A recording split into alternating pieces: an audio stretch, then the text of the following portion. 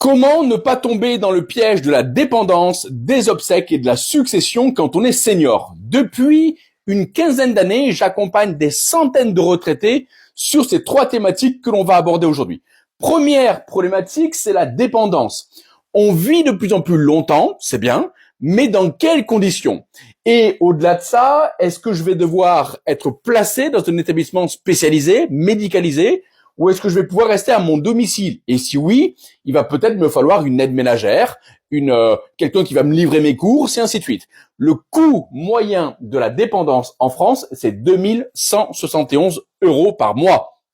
Qui a une pension de retraite de 2171 € par mois. Et même s'il y a des aides de l'APA en fonction du GIR 1, GIR 2, GIR 3, GIR 4, c'est-à-dire en fonction de l'état de dépendance dans lequel vous êtes, on se rend compte maximum que l'aide, c'est 2045 € par mois. C'est-à-dire qu'il y a ce qu'on appelle un reste à charge. Et ce reste à charge, n'oublions pas, l'article 205 du Code civil prévoit que ce sont vos enfants, à défaut vos petits-enfants, qui doivent régler la facture. De 458 à 1713 € par mois. Est-ce que c'est réellement le cadeau que l'on a envie de laisser à ses enfants ou à ses petits-enfants? Autre problématique, l'obsèque. Si on ne s'en occupe pas là aussi de son vivant, qui va derrière régler la facture? Inhumation, crémation, ça se joue à pas grand-chose. Entre 3305 € et 3609.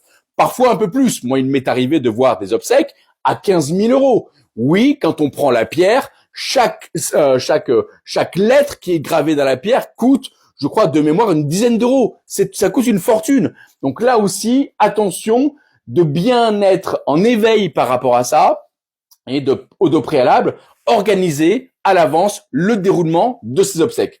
Dernière problématique, c'est la succession. Oui, je suis décédé, il va y avoir la succession maintenant qui va être organisée.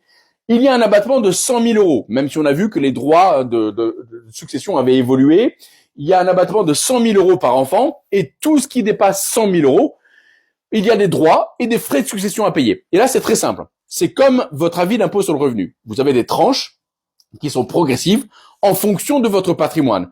Comptez environ 22% de droits et de frais de succession en moyenne en France sur tout le patrimoine que vous avez dès lors qu'il dépasse 100 000 € par enfant. D'accord? Donc, si vous avez des questions à ce niveau-là, que ce soit sur la dépendance, que ce soit sur les obsèques, que ce soit sur la succession, n'hésitez pas à prendre le devant et à prendre rendez-vous pour qu'on puisse échanger ensemble et faire les bons calculs.